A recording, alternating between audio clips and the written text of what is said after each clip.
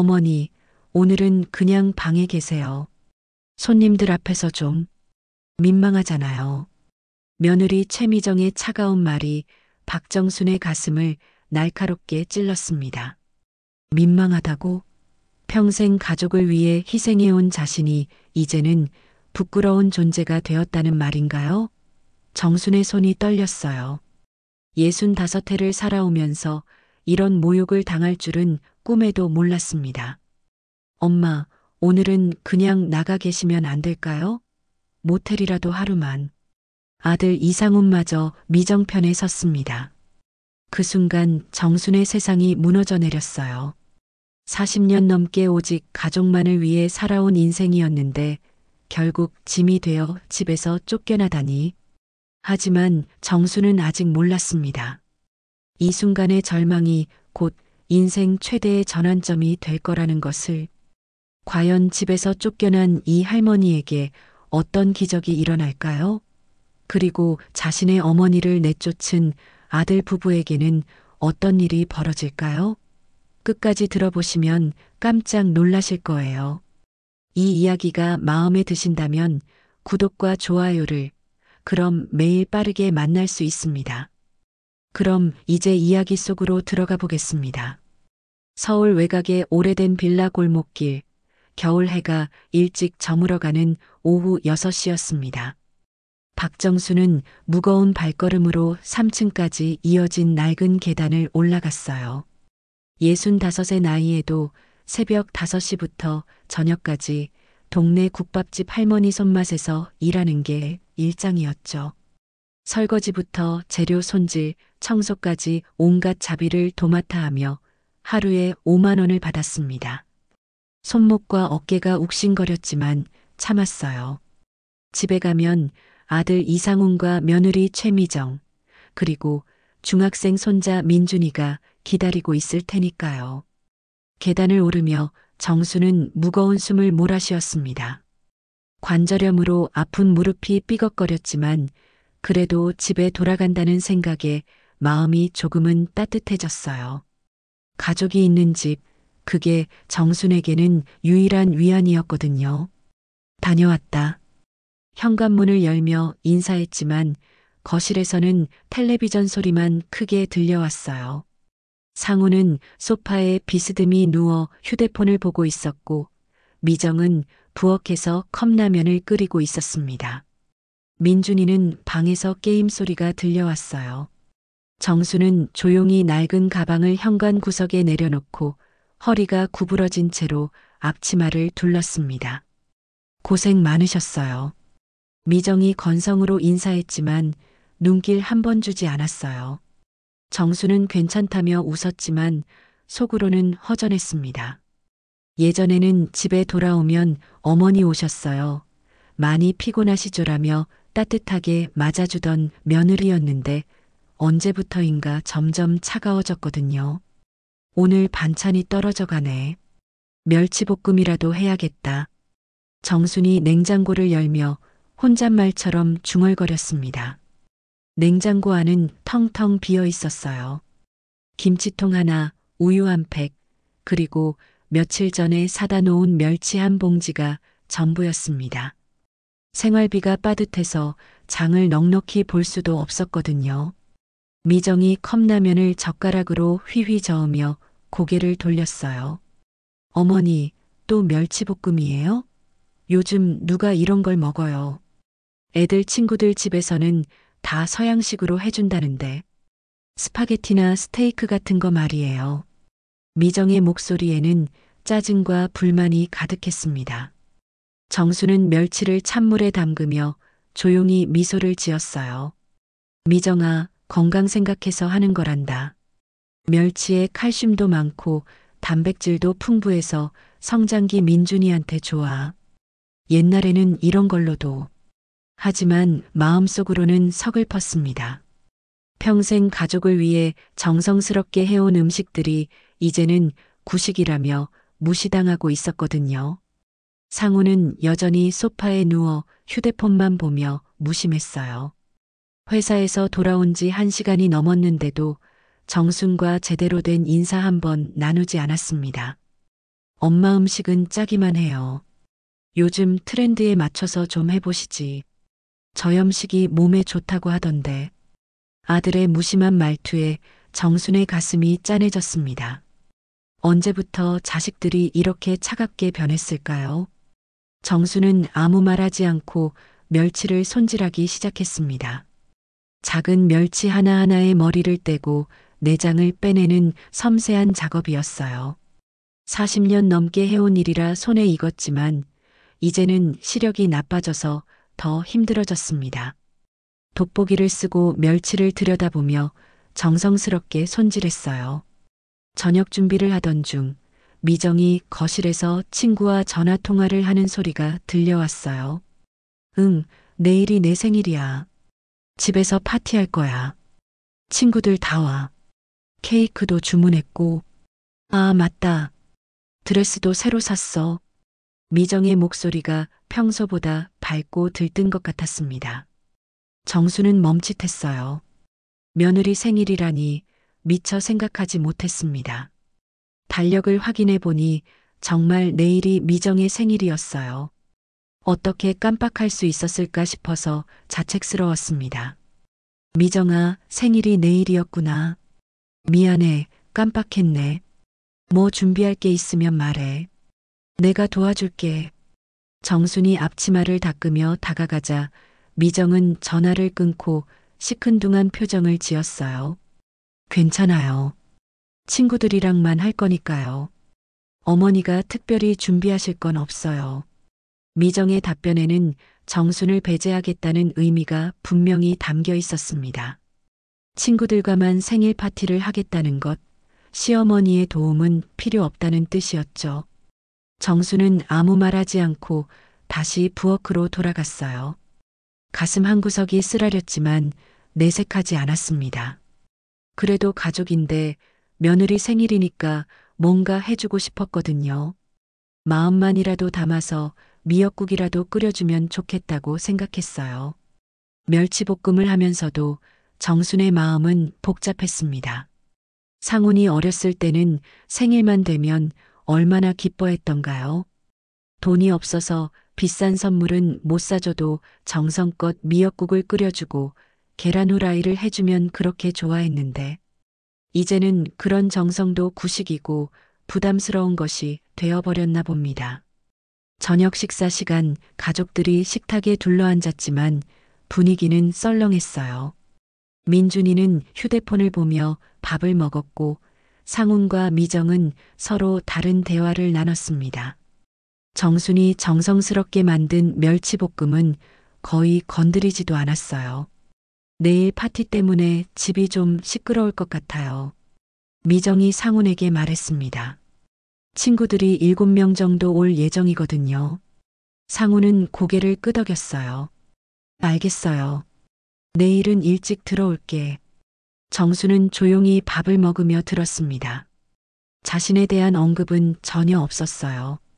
마치 존재하지 않는 사람처럼 취급받는 기분이었습니다. 그날 밤 정수는 작은 방 침대에 누워 천장을 바라보며 생각에 잠겼습니다. 남편이 일찍 세상을 떠난 후 홀로 상훈을 키우며 얼마나 고생했는지, 상훈이 결혼할 때 얼마나 기뻤는지, 며느리를 딸처럼 생각하며 정성을 다했는데 언제부터 이렇게 소외되기 시작했을까요? 새벽 4시 정수는 어김없이 일어났습니다. 국밥집 준비를 위해서였어요. 조용히 세수를 하고 옷을 갈아입으며 오늘도 하루가 시작됨을 느꼈습니다. 하지만 마음 한구석이 무거웠어요. 며느리 생일 파티에 자신이 낄 자리가 있을까 싶었거든요. 그래도 가족이니까 조용히 뒤에서 도와주면 되겠다고 생각했습니다. 정수는 그런 마음으로 집을 나섰어요. 그런데 그날 오후 집으로 돌아가는 길에서 정수는 아직 자신이 얼마나 큰 충격을 받게 될지 전혀 예상하지 못했습니다. 평범한 하루가 끝나가는 줄 알았는데 인생이 완전히 뒤바뀔 하루가 시작되고 있었던 거죠. 다음 날 오후 정수는 국밥집 일을 일찍 마치고 집으로 돌아왔습니다. 며느리 생일이니까 뭔가 도움이 될 일이 있을 거라 생각했거든요. 하지만 현관문을 열자마자 낯선 목소리들이 들려왔어요. 이미 미정의 친구들이 와 있었습니다. 거실에는 화려한 옷차림의 여자들 6명이 앉아 있었어요. 값비싼 핸드백과 하이힐, 진한 화장에 반짝이는 액세서리까지. 정순의 낡은 작업복과는 너무나 대조적이었습니다.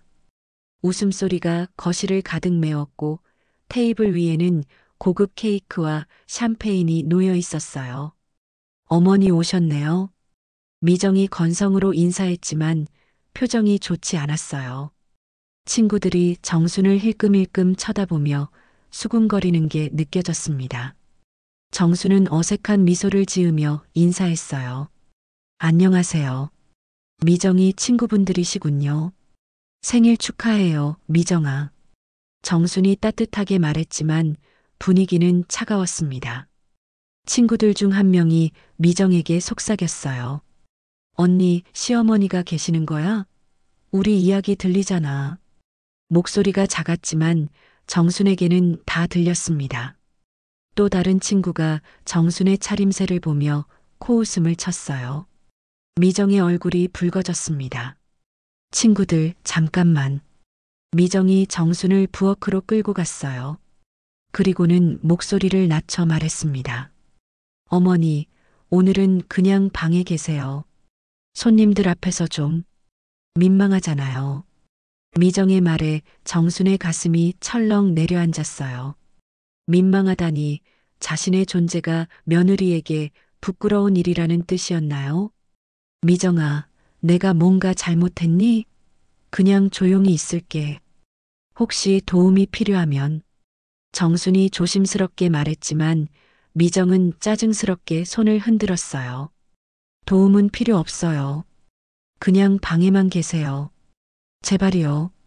미정의 차가운 말투에 정수는 더 이상 말할 수 없었습니다. 고개를 끄덕이며 자신의 방으로 향했어요. 방문을 닫고 침대에 앉아 있는데 거실에서 들려오는 소리가 귓전을 때렸습니다. 미정아, 시어머니랑 같이 살기 힘들지? 요즘 누가 시댁에서 살아? 그러게, 나 같으면 못 살겠어. 자유롭게 살고 싶은데. 친구들의 대화는 계속 이어졌어요. 시어머니가 요리도 옛날식으로 하시나 봐? 냄새가 좀.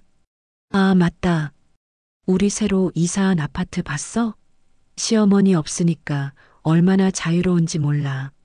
정수는 이불을 머리까지 뒤집어 쓰고 귀를 막았지만 소리는 계속 들렸어요. 자신이 가족들에게 짐이 되고 있다는 생각에 눈물이 났습니다. 평생 가족을 위해 희생했는데 이제는 민망한 존재가 되어버렸네요. 1시간 정도 지났을까 상훈이 회사에서 돌아왔습니다. 다녀왔어요. 상훈의 인사소리가 들렸어요. 그런데 잠시 후 부부의 대화 소리가 들려왔습니다. 여보, 친구들이 계속 어머니 이야기를 해요. 좀 어색해하는 것 같아요. 미정이 상훈에게 말했어요. 오늘만이라도 어머니가 나가 계시면 안 될까요? 상훈이 잠시 침묵했다가 답했습니다. 그래, 알겠어. 내가 말해볼게. 정수는 믿을 수 없었어요. 아들마저 자신을 내보내려 한다니. 얼마 후 상훈이 정순의 방문을 두드렸습니다. 엄마, 잠깐 나와보세요. 정순이 방문을 열자 상훈의 표정이 어색했어요. 엄마, 오늘 미정이 생일이잖아요. 친구들이 와서 좀 시끄럽고 엄마가 오늘 하룻밤만 밖에서 주무시면 안 될까요? 모텔이라도. 상훈의 말에 정수는 귀를 의심했어요. 상훈아, 뭐라고? 내가 지금 엄마를 집에서 나가라고 하는 거니? 정순의 목소리가 떨렸습니다. 아들이 자신을 집에서 쫓아내려 한다는 게 믿어지지 않았어요. 엄마, 오해하지 마세요. 하룻밤만이에요. 미정이가 워낙 스트레스를 받아서 제발 이해해 주세요. 상훈이 고개를 숙이며 말했지만 정순의 마음은 산산조각 났어요. 너희들이 원한다면. 정순이 쓰라린 마음을 억누르며 말했습니다. 알겠다. 나갈게. 더 이상 말하면 울음이 터질 것 같아서 입을 다물었어요. 정수는 작은 가방에 필요한 물건 몇 개를 챙겼습니다. 얇은 외투 하나, 지갑, 그리고 평소 아끼던 목걸이까지. 많은 것을 가져갈 수도 없었어요. 거실을 지나가는데 미정의 친구들이 수군거리는 소리가 들렸습니다. 시어머니 나가시나 봐? 다행이네. 이제 편하게 놀 수 있겠어. 정순의 가슴이 더욱 아팠어요. 자신이 그렇게 방해가 되는 존재였나 싶었습니다. 현관에서 신발을 신는데 미정이 다가왔어요. 어머니, 하룻밤만이에요. 내일 돌아오세요. 미정의 말에는 미안함보다는 안도감이 더 컸어요. 알겠다. 정순이 짧게 답하고 현관문을 열었습니다. 겨울바람이 뺨을 때렸지만 눈물이 더 뜨거웠어요. 계단을 내려가며 뒤돌아보니 집안에서는 더욱 큰 웃음소리가 들렸습니다. 거리로 나선 정수는 어디로 가야 할지 몰랐어요. 모텔비도 아까웠고 찜질방이라도 가야겠다고 생각했습니다. 평생 이런 일을 당할 줄 몰랐어요. 가족을 위해 희생했는데 결국 짐이 되어서 쫓겨나다니. 걸어가며 정수는 속으로 생각했어요. 내가 평생 너희를 위해 희생했는데 이렇게 내쫓는구나. 아들아, 며느리야, 나도 사람이다. 나도 마음이 있는 사람이란다. 하지만 정수는 아직 몰랐어요.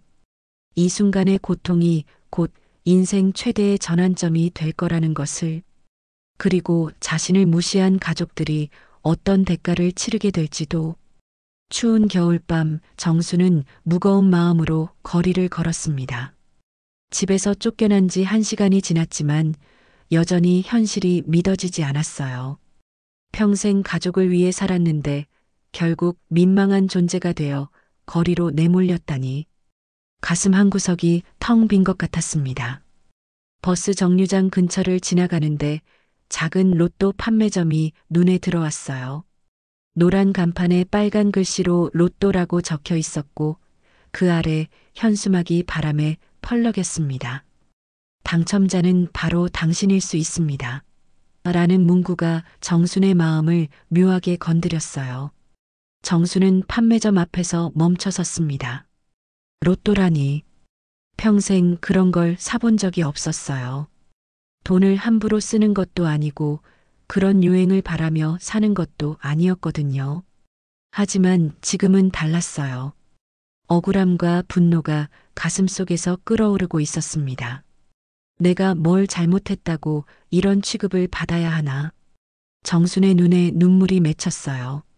40년 넘게 가족만 바라보고 살았는데 결국 짐이 되어서 쫓겨났다니. 이런 인생이라면 차라리. 판매점 안에서 중년 남자가 신문을 보고 있었어요. 정순이 다가가자 고개를 들었습니다. 어서 오세요. 로또 사시려고요? 정순은 잠시 망설였어요. 지갑 안에는 10만 원 정도밖에 없었습니다. 내일 찜질방비와 식비를 생각하면 아껴야 할 돈이었죠. 하지만 억울함에 떠는 손으로 10,000원짜리 한 장을 꺼냈어요. 아저씨, 로또 하나 주세요. 그냥 아무 번호나 골라주세요. 정순의 목소리는 작고 떨렸습니다. 평생 처음 사보는 로또였거든요. 판매원이 웃으며 답했어요. 자동으로 할까요? 요즘 자동이 더 잘 나온다고 하던데요. 정순이 고개를 끄덕이자 기계에서 번호가 찍힌 종이 한 장이 나왔습니다.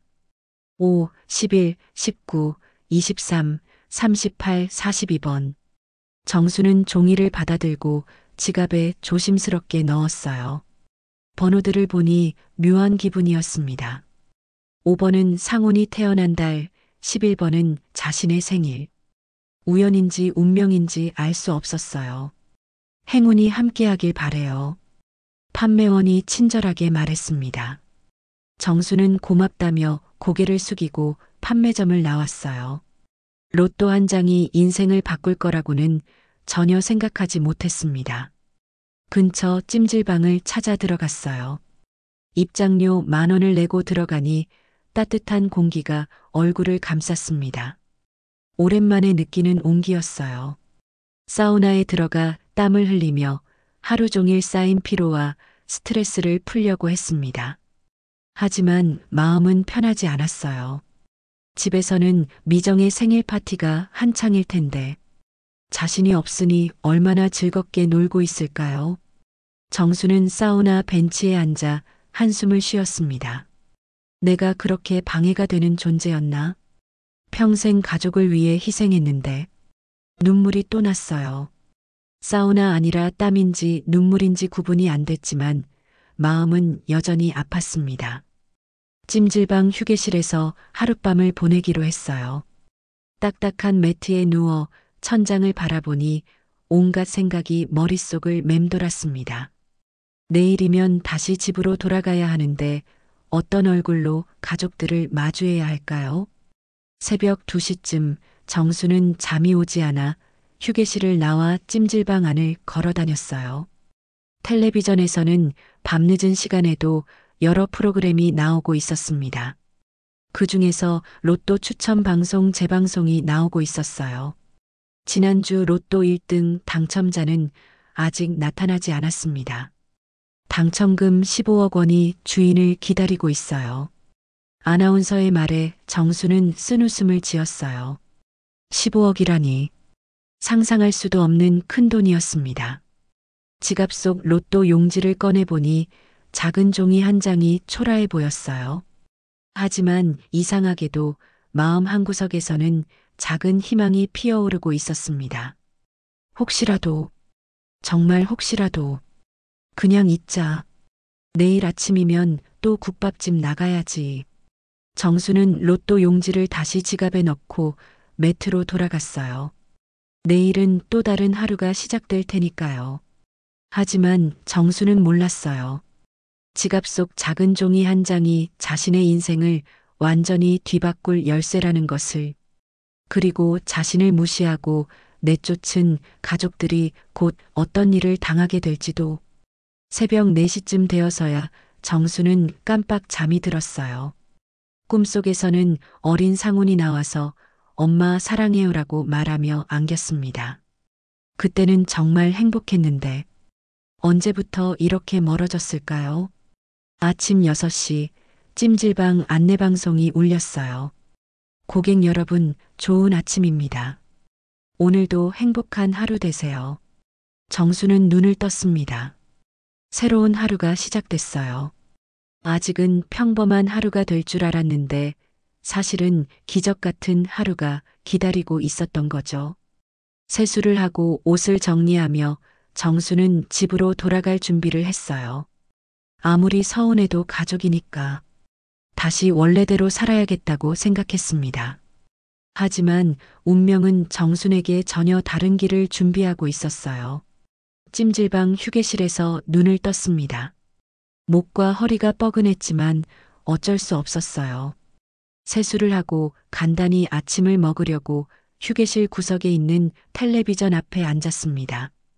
아침 뉴스가 나오고 있었어요. 다음은 로또 당첨 소식입니다. 아나운서의 목소리에 정수는 별 관심 없이 귀를 기울였어요.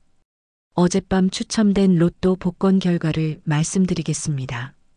1등 당첨 번호는.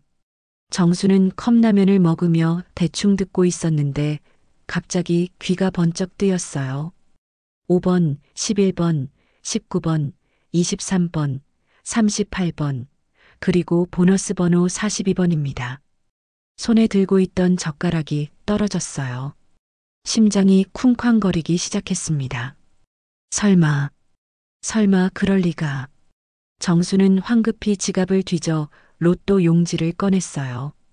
5, 11, 19, 23, 38, 42번. 텔레비전 화면과 로또 용지를 번갈아 보며 정수는 믿을 수 없었어요. 번호가 정확히 일치했습니다. 1번, 2번, 3번. 아무리 봐도 같은 번호였어요. 1등 당첨금은 총 32억 원입니다. 당첨자 한 명이 모든 상금을 가져가게 됩니다. 아나운서의 말에 정수는 현기증이 났어요. 32억 평생 상상해 본 적도 없는 금액이었습니다. 주변 사람들이 이상하게 쳐다봤어요. 정순이 로또 용지를 들고 벌벌 떨고 있었거든요. 괜찮으세요? 옆에 있던 할머니가 걱정스럽게 물었습니다. 아, 아니에요. 괜찮습니다. 정수는 겨우 정신을 차리고 로또 용지를 지갑에 넣었어요. 하지만 손이 계속 떨렸습니다. 이게 진짜야? 내가 맞춘 거야? 찜질방을 나와 은행을 찾아갔어요. 로또 당첨 확인을 해야 했거든요. 하지만 너무 일찍 가서 은행 문이 열리지 않았어요. 9시까지 기다려야 했습니다. 길거리 벤치에 앉아 기다리며 정수는 온갖 생각이 들었어요. 혹시 잘못 본 건 아닐까? 꿈인 건 아닐까? 아니면 누군가 장난치는 건 아닐까? 계속해서 로또 용지를 꺼내 확인했지만 번호는 변하지 않았어요. 드디어 은행 문이 열렸습니다. 정수는 떨리는 다리로 은행 안으로 들어갔어요. 창구 직원에게 다가가서 조심스럽게 말했습니다. 저 로또 당첨 확인을 하고 싶은데요. 목소리가 떨렸어요. 직원이 친절하게 안내해 주었습니다. 신분증과 로또 용지를 주세요. 직원이 정순의 신분증과 로또 용지를 받아 컴퓨터로 확인했어요. 잠시 후 직원의 표정이 놀란 것 같았습니다. 잠깐만요. 다시 한번 확인해 볼게요. 직원이 상급자를 불렀어요. 과장이 와서 다시 확인하더니 정순을 놀란 눈으로 바라봤습니다. 축하드립니다. 1등에 당첨되셨네요. 당첨금은 32억 4천만 원입니다. 의자에 주저앉았어요. 정말이었습니다. 꿈이 아니었어요. 정말 제가 당첨된 거 맞나요? 정순이 믿을 수 없다는 표정으로 물었어요. 과장이 웃으며 고개를 끄덕였습니다. 네, 맞습니다. 다만 절차가 좀 복잡해요. 세금 문제도 있고 공식 확인도 받아야 하거든요. 오늘은 임시로 확인증만 드릴 수 있어요. 정수는 꿈을 꾸는 것 같았어요. 어제까지만 해도 집에서 쫓겨나 찜질방에서 하룻밤을 보낸 가난한 할머니였는데 하루 만에 32억 원의 부자가 되다니. 혹시 가족분들께 연락드릴까요? 직원이 물었지만 정수는 고개를 저었어요. 아직은 아니었습니다. 가족들이 어떻게 반응할지 상상이 안 됐거든요. 은행에서 나와 정수는 멍하니 길을 걸었어요. 모든 게 비현실적이었습니다. 어제까지만 해도 5만 원 때문에 고민했는데 이제는 상상할 수도 없는 큰 돈을 갖게 됐어요. 공원 벤치에 앉아 생각해 봤습니다. 이제 뭘 해야 하지? 집으로 돌아가야 하나? 아니면 갑자기 어제 일이 떠올랐어요. 자신을 민망하다며 집에서 내쫓은 가족들. 그때는 그렇게 억울하고 슬펐는데 지금은 묘한 기분이었어요. 운명이 자신에게 새로운 기회를 준 것 같았거든요. 더 이상 가족들 눈치를 보며 살 필요가 없어졌으니까요. 하지만 여전히 가족들이 걱정되기도 했어요. 상훈과 미정, 그리고 손자 민준이. 아무리 자신을 무시했어도 여전히 가족이었거든요. 정수는 일단 작은 모텔방을 잡기로 했어요. 찜질방보다는 편하게 머물면서 차근차근 계획을 세우고 싶었습니다. 인생이 완전히 바뀐 만큼 신중하게 생각해야 했어요. 모텔방에 들어가서 침대에 누우니 비로소 실감이 났어요. 정말로 로또에 당첨됐구나. 32억이라는 거대한 돈의 주인이 됐구나. 하지만 정수는 아직 몰랐어요. 자신이 행운을 얻은 바로 그 순간부터 자신을 무시하고 내쫓은 가족들에게는 불행이 시작되고 있다는 것을. 그리고 그 불행이 얼마나 빠르게 그들의 삶을 무너뜨릴지도. 창밖을 보며 정수는 속삭였어요. 이제 새로운 인생이 시작되는구나. 정순이 로또에 당첨된 지 사흘이 지난 아침, 상훈의 집에는 예상치 못한 방문객들이 찾아왔습니다. 초인종이 요란하게 울리더니 현관문을 두드리는 소리가 계속 들렸어요. 누구세요? 미정이 인터폰으로 물었지만 돌아오는 답은 차가웠습니다. 금융감독원 특별조사팀입니다. 문 열어주세요. 미정의 얼굴이 새하얘졌어요. 급히 상훈을 깨웠습니다. 여보, 큰일 났어요. 금감원에서 왔대요. 상훈은 잠에서 깨자마자 식은땀이 났어요. 최근 회사에서 진행한 투자 건들이 떠올랐거든요. 혹시 뭔가 문제가 된 걸까요? 문을 열자 정장 차림의 남자 3명이 서 있었어요. 배지를 보여주며 신분을 확인했습니다. 이상훈 씨 맞으시죠? 금융거래 관련해서 조사가 필요합니다. 무슨 일인지 모르겠는데요. 상훈이 당황하며 말했지만 조사관들은 이미 집 안으로 들어왔어요. 최근 3개월간 진행하신 투자 거래들에 대해 조사가 들어왔습니다. 특히 해외 선물 투자 관련해서요. 조사관의 말에 상훈의 다리가 후들거렸어요. 사실 상훈은 최근 몇 달간 큰 돈을 벌겠다는 생각으로 무리한 투자를 했었어요. 회사 동료의 소개로 해외 선물에 투자했는데 처음에는 수익이 났었거든요. 그래서 더 큰 돈을 투자했는데 투자하신 회사가 불법 다단계 금융사기 업체로 밝혀졌습니다. 피해자가 수백 명에 달해요. 조사관의 말에 상훈은 주저앉을 뻔했어요. 그럴 리가요. 제가 투자한 돈은 어떻게 되는 거죠? 상훈의 목소리가 떨렸습니다. 그 투자에 5천만 원이나 넣었거든요. 죄송하지만 회수 가능성은 거의 없습니다. 또한 투자 과정에서 불법 대출을 받으신 것으로 확인됐어요. 조사관이 서류를 펼쳐 보였습니다. 상훈의 머릿속이 하얘졌어요. 투자 자금을 마련하기 위해 여러 곳에서 대출을 받았는데 그중 일부가 불법 사채였던 거죠. 이자도 감당하기 힘든 상황이었어요. 미정이 옆에서 떨리는 목소리로 물었어요. 그럼 우리가 어떻게 해야 하는 거예요? 일단 관련 계좌들이 모두 동결됩니다. 그리고 대출금 상환 문제도 해결하셔야 해요. 조사관들이 서류 작업을 하며 말했습니다. 1시간 후 조사관들이 떠나고 나자 집안은 쥐 죽은 듯 조용해졌어요. 상훈과 미정은 서로를 바라보며 말을 잇지 못했습니다. 이게 다 당신 때문이야. 미정이 먼저 소리쳤어요. 내가 투자하지 말라고 했잖아. 내가 뭘 어쨌다고. 상훈이 되받았습니다. 가족 먹여 살리려고 한 일이야. 부부싸움이 시작됐어요. 그동안 쌓여있던 불만들이 터져나왔습니다. 미정은 상훈의 무능함을 탓했고 상훈은 미정의 사치를 비난했어요. 당신 때문에 우리 집안이 망했어. 미정이 울며 소리쳤습니다. 이제 어떻게 살라고. 설상가상으로 상훈의 휴대폰이 울렸어요. 회사에서 온 전화였습니다. 상훈 씨, 회사에 바로 나와주세요. 중요한 일이 있어요. 회사에 도착한 상훈을 기다리고 있던 것은 인사팀장이었어요. 상훈 씨, 앉으세요. 좋지 않은 소식이 있어요. 무슨 일이죠? 상훈이 불안한 마음으로 물었어요. 금융감독원에서 회사에 연락이 왔어요. 상훈 씨 투자건 때문에 우리 회사까지 조사를 받게 됐어요.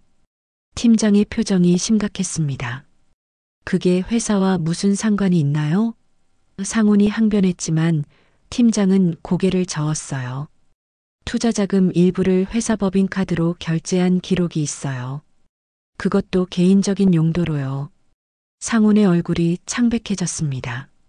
사실 급하게 투자금이 필요할 때 회사 법인카드를 잠시 사용한 적이 있었어요. 곧 갚을 생각이었는데 투자가 망하면서 갚지 못하고 있었거든요. 회사 입장에서는 어쩔 수 없어요. 징계위원회를 열어야 합니다. 팀장의 말에 상훈은 절망적이었어요. 집으로 돌아온 상훈은 미정에게 회사 일까지 털어놨어요. 미정의 얼굴은 더욱 절망적으로 변했습니다. 정말 다 끝났네. 미정이 주저앉으며 중얼거렸어요. 이제 어떡하지? 그때 미정의 휴대폰도 울렸어요. 카드 회사에서 온 전화였습니다. 미정님, 카드 연체 문제로 연락드렸는데요. 미정은 최근 친구들과의 모임비, 명품 구매 등으로 카드를 많이 사용했었어요. 상훈의 수입만으로는 감당하기 힘든 수준이었죠. 지금 당장 결제할 돈이 없는데요. 미정이 떨리는 목소리로 말했어요. 그럼 법적 조치를 취할 수밖에 없습니다. 카드 회사 직원의 차가운 말에 미정은 전화를 끊었어요. 저녁이 되자 집 앞에 또 다른 방문객이 왔어요. 사채업체 직원들이었습니다. 상훈 씨 맞으시죠? 대출금 상환 시기가 지났는데요. 조금만 기다려주세요. 곧 갚을게요. 상훈이 사정했지만 그들은 냉정했어요. 이미 충분히 기다렸어요. 내일까지 갚지 않으면 법적 조치를 취하겠습니다. 그날 밤 상훈과 미정은 잠을 이룰 수 없었어요. 며칠 전까지만 해도 평범하게 살고 있었는데 갑자기 모든 게 무너지고 있었습니다. 어머니는 어디 계실까? 미정이 문득 정순을 떠올렸어요. 사흘 전 생일 파티 때 내쫓고 나서 연락이 없었거든요. 지금 그런 걸 생각할 때야? 상훈이 짜증스럽게 말했지만 속으로는 엄마가 그리웠어요. 하지만 그들은 아직 몰랐어요. 자신들이 무시하고 내쫓은 정순이 이제 32억 원의 부자가 되어 있다는 것을, 그리고 정순을 쫓아낸 그날부터 자신들의 운명이 급격히 나빠지기 시작했다는 것도. 정순이 로또 당첨을 확인한 지 일주일이 지났습니다. 그동안 정순은 조용히 새로운 인생을 준비하고 있었어요.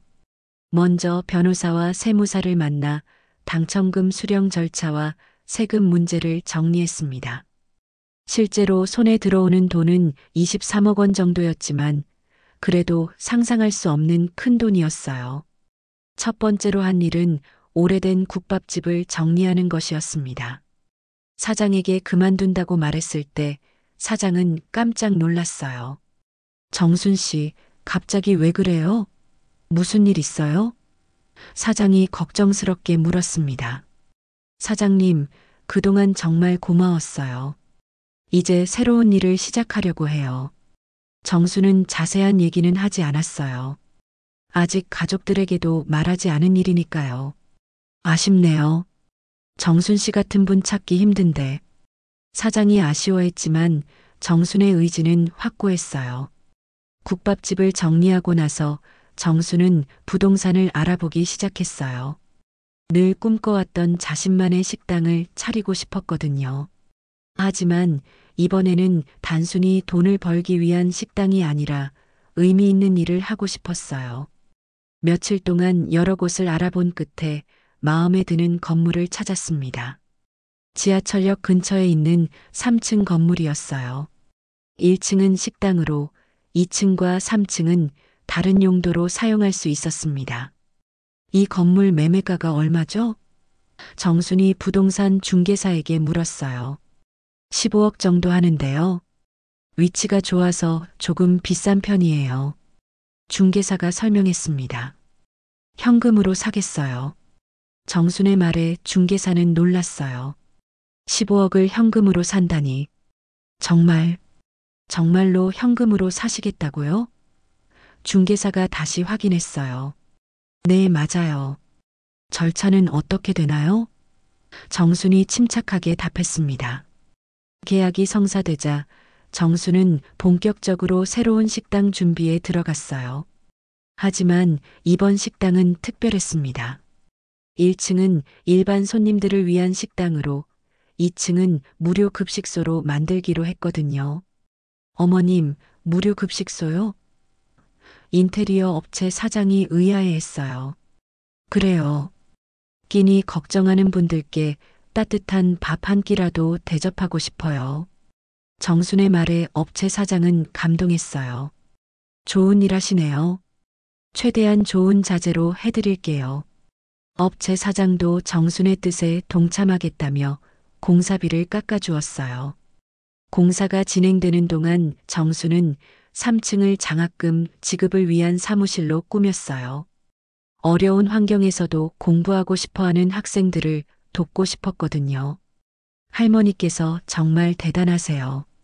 장학재단 설립을 도와주는 변호사가 감탄했어요. 이런 분을 오랜만에 봅니다. 정수는 웃으며 답했어요. 내가 평생 고생만 하다가 이런 기회를 얻었으니 나보다 어려운 사람들을 도와야죠. 한 달 후 드디어 정순식당이라는 간판이 걸렸어요. 소박하지만 따뜻한 느낌의 간판이었습니다. 개업 첫날 동네 사람들이 궁금해하며 하나둘 찾아왔어요. 사장님이 누구세요? 한 손님이 물었어요. 저예요. 박정순이라고 해요. 정순이 앞치마를 두르고 나와 인사했습니다. 어머, 국밥집에서 일하시던 분 아니세요? 단골 손님 중 한 명이 정순을 알아봤어요. 맞아요. 이제 제 식당을 열었어요. 정순이 환하게 웃었습니다. 음식 맛은 정말 좋았어요. 정순이 40년 넘게 쌓아온 요리 실력이 발휘된 거죠. 게다가 가격도 합리적이어서 손님들이 계속 찾아왔습니다. 하지만 정순이 가장 보람을 느끼는 건 2층 무료 급식소였어요. 매일 점심시간이면 끼니 걱정하는 어르신들과 어려운 사람들이 찾아왔습니다. 정말 공짜예요? 한 할아버지가 의심스럽게 물었어요. 네, 공짜예요. 편하게 드세요. 정순이 따뜻하게 말했습니다. 고맙네요. 이런 분이 또 있을까? 할아버지가 눈물을 글썽이며 감사했어요. 점점 소문이 나면서 정순은 동네에서 유명인이 되었어요. 사람들은 정순을 정 회장님이라고 부르기 시작했습니다. 정 회장님, 어떻게 이런 좋은 일을 생각하셨어요? 동네 이장이 궁금해했어요. 별거 아니에요. 내가 받은 복을 나누는 것뿐이에요. 정순이 겸손하게 답했습니다. 하지만 정순의 마음 한구석에는 여전히 가족 생각이 있었어요. 상훈과 미정, 그리고 손자 민준이. 아무리 자신을 무시했어도 여전히 가족이었거든요. 나를 무시했던 그날이 없었더라면 나는 여전히 주눅 들어 살았겠지. 정수는 생각했어요. 어떻게 보면 그날의 아픔이 새로운 인생의 시작점이 된 거였어요. 장학금 지급도 시작했어요. 매달 10명의 학생에게 100만 원씩 지급했습니다. 첫 번째 장학금을 받은 학생이 찾아와 인사를 드렸어요. 할머니, 정말 고맙습니다. 이 돈으로 학비 걱정 없이 공부할 수 있어요. 고등학생이 눈물을 글썽이며 말했어요.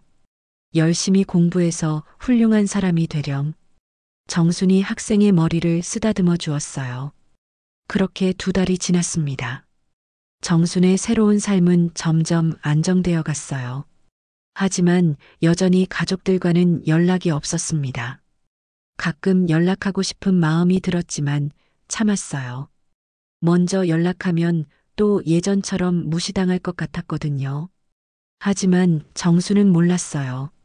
자신이 새로운 인생을 시작하는 동안 가족들의 삶은 계속 무너져 내리고 있다는 것을, 그리고 곧 그들이 절망적인 상황에서 자신을 찾아올 거라는 것도. 저녁에 혼자 식당을 정리하며 정수는 창밖을 바라봤어요. 이제야 내 인생이 시작되는 것 같아. 하지만 마음 한구석에는 여전히 가족에 대한 그리움이 남아 있었습니다. 정순이 새로운 삶을 시작한 지 석 달이 지난 어느 날 오후였습니다. 정순 식당은 이제 동네에서 없어서는 안 될 소중한 곳이 되어 있었어요. 무료 급식소 덕분에 많은 어려운 분들이 따뜻한 식사를 할 수 있었고, 장학금을 받는 학생들의 고마운 편지가 매일 도착했습니다. 그날도 정수는 평소처럼 2층 무료 급식소에서 어르신들께 식사를 대접하고 있었어요. 따뜻한 된장찌개와 김치, 그리고 정성스럽게 구운 생선까지. 정순의 손맛에 모든 분들이 만족해 했습니다. 정 회장님, 오늘도 고맙습니다. 단골 할아버지가 인사하며 식당을 나가려던 순간이었어요. 1층 출입문이 열리면서 익숙한 목소리가 들려왔습니다. 여기 정순 식당이 맞나요? 정순의 손이 멈췄어요. 그 목소리는 분명 상훈이었습니다. 3개월 만에 듣는 아들의 목소리였어요. 심장이 빠르게 뛰기 시작했습니다. 잠깐만 기다려주세요. 정순이 어르신들께 양해를 구하고 1층으로 내려갔어요. 계단을 내려가며 마음을 진정시키려 했지만 떨림을 멈출 수 없었습니다. 1층에는 상훈과 미정이 서 있었어요. 두 사람 모두 몰골이 말이 아니었습니다. 상훈은 수염을 깎지 않아 지저분해 보였고 미정은 예전의 화려함은 온데간데 없이 초라한 옷차림이었어요. 특히 두 사람의 눈가에 다크서클이 짙게 깔려 있어서 얼마나 고생했는지 한눈에 알 수 있었습니다. 엄마.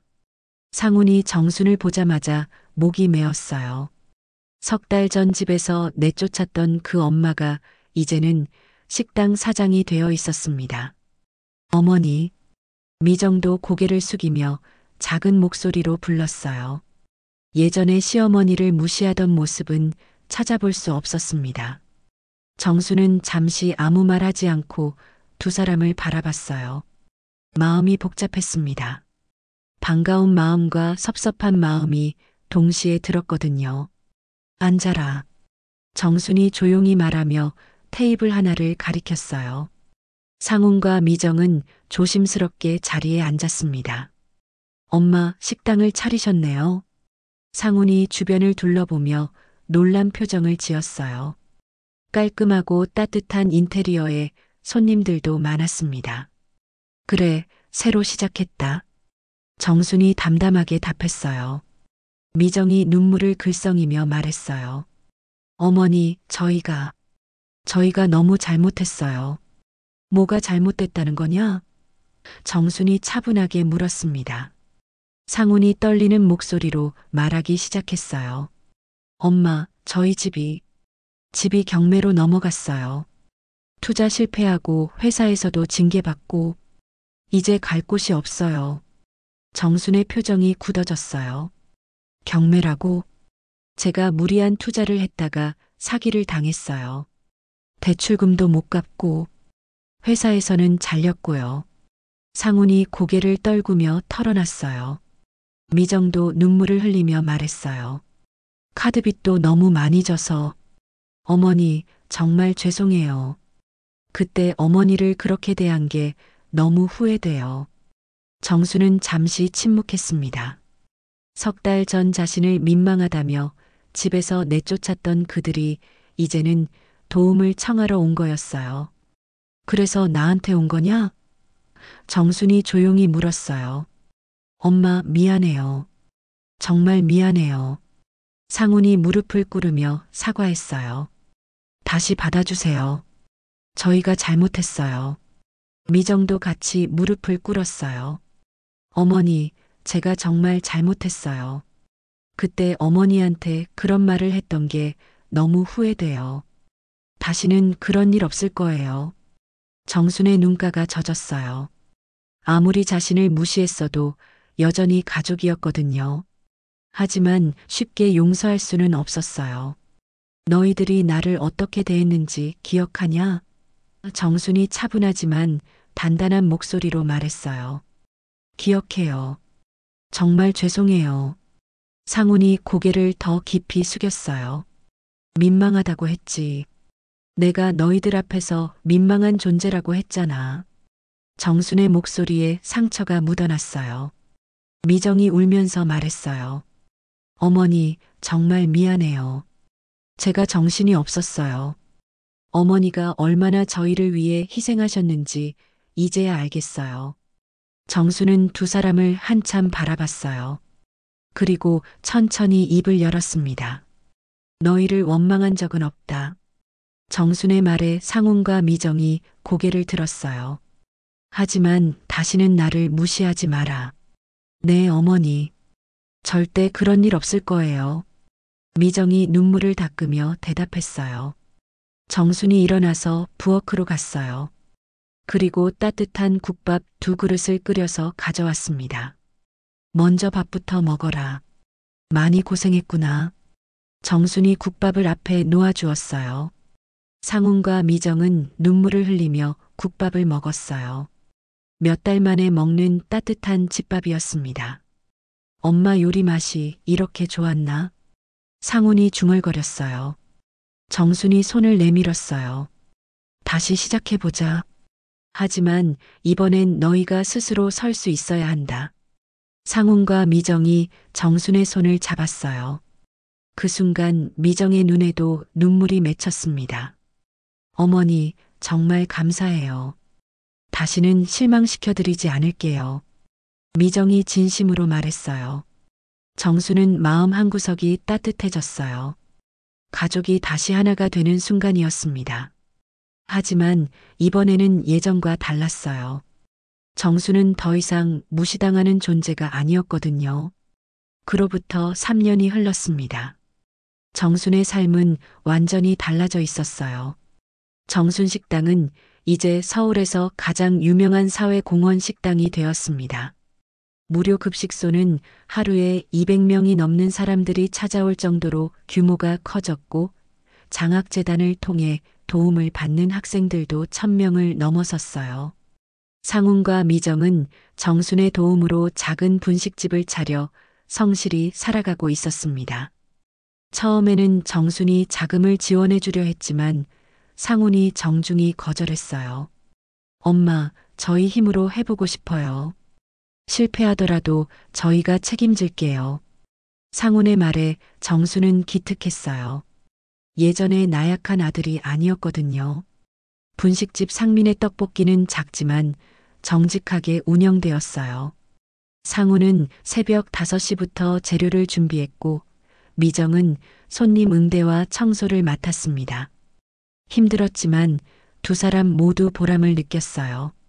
여보, 오늘 매출이 작년 같은 날보다 3만 원 늘었어요. 미정이 환하게 웃으며 말했어요. 예전에는 수백만 원도 대수롭지 않게 여겼는데 이제는 3만 원이 소중했습니다. 정말 다행이네. 우리가 정말 열심히 했나 봐. 상훈도 뿌듯해했어요. 손자 민준이는 이제 고등학교 3학년이 되었어요. 할머니 정순의 영향을 받아 사회복지학과 진학을 꿈꾸고 있었습니다. 할머니, 저도 할머니처럼 어려운 사람들을 도와주고 싶어요. 민준이가 정순에게 말했어요. 그래, 훌륭한 꿈이구나. 할머니가 응원할게. 정순이 손자의 머리를 쓰다듬어 주었어요. 매주 토요일 저녁은 가족 모임의 날이었어요. 정순이 살고 있는 새 아파트에서 온 가족이 모여 저녁 식사를 했습니다. 정순은 예전에 자신이 살던 작은 방과는 비교할 수 없는 넓고 따뜻한 집에서 살고 있었어요. 어머니, 오늘 뉴스에서 어머니 이야기가 나왔더라고요. 미정이 신문을 보여주며 말했어요. 사회공헌 대상 수상하신다면서요? 그런 상은 별로 중요하지 않다. 내가 하는 일이 의미가 있으면 그걸로 충분해. 정순이 겸손하게 답했어요. 상훈이 감사한 마음으로 말했어요. 엄마, 정말 대단하세요. 저희도 엄마처럼 살고 싶어요. 너희들도 이미 충분히 잘하고 있어. 스스로 일어서서 성실하게 사는 게 가장 중요한 거야. 정순이 따뜻하게 말했어요. 저녁 식사를 마친 후 정수는 옛날 자신의 방이었던 공간을 새로 꾸민 휴식처로 안내했어요. 작은 서재와 차를 마실 수 있는 공간이 마련되어 있었습니다. 이 방이 예전에 어머니가 계시던 방이죠? 미정이 조심스럽게 물었어요. 맞아. 그때는 참 작고 답답한 방이었는데 이제는 내가 가장 좋아하는 공간이 되었네. 정순이 웃으며 답했어요. 창밖을 보니 예전에 살던 빌라가 보였어요. 이제는 그곳이 아득히 멀게 느껴졌습니다. 물리적 거리는 별로 멀지 않았지만 인생의 거리는 엄청나게 멀어졌거든요. 엄마, 그때 일이 정말 후회돼요. 상훈이 진심으로 말했어요. 엄마를 그렇게 대했던 게 이제 그런 이야기는 하지 마라. 그 일이 있었기 때문에 우리가 지금의 우리가 된 거야. 정순이 상훈의 어깨를 두드려 주었어요. 정순은 속으로 생각했어요. 내 인생은 이제야 나답게 시작되는구나. 65에 시작된 새로운 인생이었지만 그 어느 때보다 충실하고 의미 있었습니다. 지역 신문에서는 정순을 기적의 할머니라고 불렀어요. 하루아침에 부자가 되어서가 아니라 그 부를 독차지하지 않고 어려운 사람들과 나누고 있기 때문이었죠. 정 회장님, 인터뷰 요청이 또 들어왔는데요. 장학재단 직원이 정순에게 말했어요. 괜찮아요. 저는 그냥 조용히 일하는 게 좋아요. 정순이 웃으며 거절했어요. 어느 날 저녁 정순은 혼자 정순식당에 앉아 차를 마시고 있었어요. 하루 종일 바쁘게 일한 후에 조용한 시간이었습니다. 문득 3년 전 그날이 떠올랐어요. 집에서 쫓겨나 찜질방에서 하룻밤을 보내고 우연히 산 로또가 당첨되었던 그 기적 같은 일들. 그때는 너무 아프고 억울했는데 지금 생각해보니 그 모든 일이 새로운 시작을 위한 과정이었던 것 같았어요. 상훈의 분식집에서 전화가 왔어요. 엄마, 내일 민준이 대학 합격 발표 나와요. 가족들이 다 모여서 결과를 함께 보면 어떨까요? 그래, 좋은 생각이다. 내일 너희 집으로 갈게. 정순이 환하게 웃으며 답했어요. 다음 날 온 가족이 모인 가운데 민준이가 인터넷으로 합격자 발표를 확인했어요. 할머니, 붙었어요. 사회복지학과에 합격했어요. 정말 축하한다, 민준아. 정순이 손자를 꼭 안아주었어요. 그 순간 정순의 눈에 눈물이 맺혔어요. 기쁜 눈물이었습니다. 가족이 모두 건강하고 행복하게 살고 있고 손자까지 훌륭하게 자라주고 있으니 더 바랄 게 없었어요. 저녁에는 온 가족이 둘러앉아 웃음소리 가득한 식탁에서 저녁을 먹었어요. 정순이 직접 만든 음식들이 식탁을 가득 메웠습니다. 예전에는 구식이라며 무시받던 음식들이 이제는 가족들이 가장 좋아하는 음식이 되어 있었어요. 어머니 음식이 세상에서 제일 맛있어요. 미정이 진심으로 말했어요. 그래, 이제야 제대로 된 가족 같네. 상훈도 흐뭇하게 웃었어요. 식사를 마친 후 정수는 창밖을 바라보며 조용히 속삭였어요. 이게 진짜 가족이지. 과거의 상처는 완전히 회복되었고 가족 모두가 서로를 존중하고 사랑하는 진정한 가족이 되어 있었습니다. 정순의 인생에서 가장 행복한 순간이었어요. 그날 밤 집으로 돌아온 정순은 감사한 마음으로 하루를 마무리했어요. 어려운 시절도 있었지만 결국 모든 것이 좋은 방향으로 흘러갔습니다. 이제는 진정으로 자신답게 살 수 있는 인생이 시작된 거였어요. 여러분, 어떠셨나요? 박정순 할머니의 이야기를 통해 우리는 소중한 교훈을 얻을 수 있었습니다. 첫 번째 교훈은 가족의 소중함입니다. 아무리 가까운 사이라도 서로를 존중하고 배려해야 한다는 것이죠. 정순 할머니를 무시하고 내쫓았던 가족들이 결국 큰 시련을 겪게 된 것처럼 가족에 대한 무관심과 무시는 언젠가 돌아올 수밖에 없어요. 두 번째는 인생의 반전은 언제든 일어날 수 있다는 것입니다. 가장 절망적인 순간에도 희망을 잃지 않는다면 정순 할머니처럼 새로운 기회가 찾아올 수 있어요. 나이는 숫자에 불과하다는 것도 배울 수 있었죠. 세 번째는 진정한 행복은 혼자만의 것이 아니라는 교훈입니다. 정순 할머니가 로또에 당첨된 후 혼자만 잘 살려 하지 않고 어려운 이웃들과 나누며 살았던 모습에서 볼 수 있듯이 나눔과 베풀미야말로 진정한 행복의 비결이라고 할 수 있어요. 마지막으로 용서와 화해의 힘입니다. 상처받은 정순 할머니가 결국 가족들을 용서하고 다시 받아들였기에 모든 가족이 행복해질 수 있었어요. 하지만 이번에는 서로를 존중하는 관계로 발전했다는 점이 중요하죠. 오늘 이야기가 여러분 마음에 조금이라도 울림을 주었다면 구독과 좋아요 버튼 꼭 눌러주세요. 여러분의 작은 관심이 더 좋은 이야기를 만들어가는 큰 힘이 됩니다.